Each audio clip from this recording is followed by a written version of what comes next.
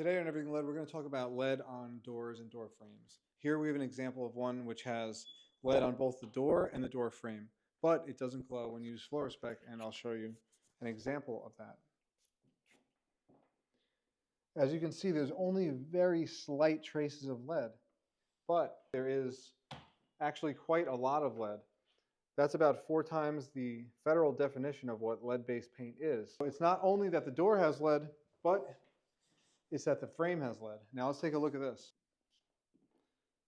You can see some old lead inside, but you can also see some lead just below the surface. Let's look up here where there's a crack. No lead right now, but that doesn't mean that it's not in there. Right below the surface lies toxic lead. So if you do any construction, make sure you test all the layers. What we're going to try to do is neutralize that lead so it doesn't glow and so it doesn't absorb into humic stomach acid. We're going to do that by a process called phosphorylation, and we'll accomplish this through use of solvents and through active phosphorus compounds which are capable of binding with the lead.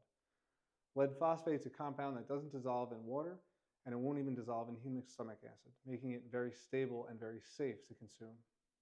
Just kidding, it's never safe to consume lead. And if you were to burn the lead phosphate, you'd be right back to having toxic lead everywhere. So lead, even when it's in a stable form, isn't permanently safe. There's no inherent safety with a toxic element like lead. And that's why it's important to identify it so we can avoid it.